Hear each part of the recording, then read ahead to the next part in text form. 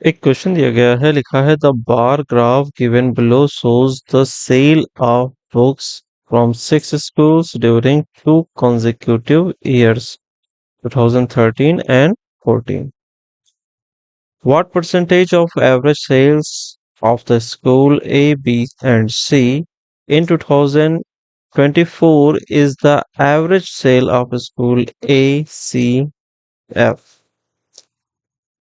in 2013? ठीक है, 13 की बात कर रहे हैं हम। तो इस कलर से हमने रिप्रेजेंट किया है, ब्लू कलर से। कब कब की बात की जा रही है? ए सी एफ, ठीक है, ए सी और एफ।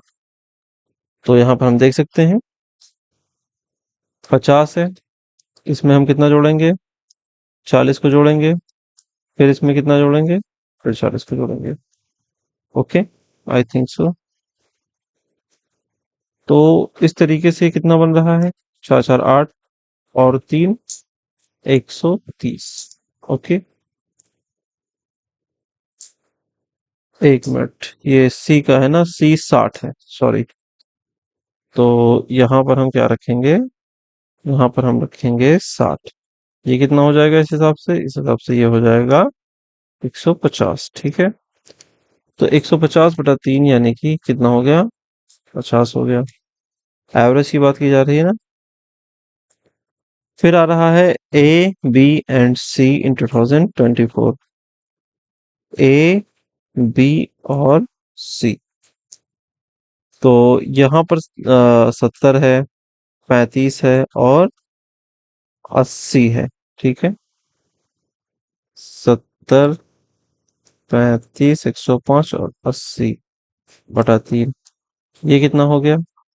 ये आपका हो गया 185/3। काटना चाहे काट लें, या एक आसान तरीका यहाँ पे दिख रहा है, वो क्या है? हम 150 को, ठीक है, किससे भाग देंगे? 3 से। और फिर 185 से भाग देंगे पूरे को, और उसको भी भाग देंगे 3 से। तो 3 से 3 कट जाएगा, कितना बचेगा? 150/180 बचेगा। 185 बचेगा, ठीक है। इसमें हमें 100 का गुणा करना होगा परसेंटेज निकालने के लिए। चलिए देखते हैं। बात क्या कही गई है? एसीएफ की जो औसत बिक्री है, ठीक है, what percentage of average sales of school ABC in 2014 is the average sale of ACF, ठीक है। तो इस हिसाब से हमें एबीसी को नीचे रखना है और एसीएफ को ऊपर रखना है। ओके, देख लेते हैं।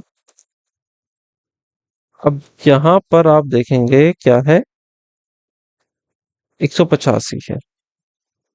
ये चीज क्या हो जाएगी? ये कम है तो हम इसको 15,000 कर लेते हैं और इसको 185 रहने देते हैं। 185, 18 दूना 36 होता है, 36 और एक 37, ठीक है। तो हम पूरा का पूरा काटने की कोशिश करते हैं। 18 दूना कितना होता है? 36, और ये कितना बना देगा? 37, यानी कि 370 हो जाएगा।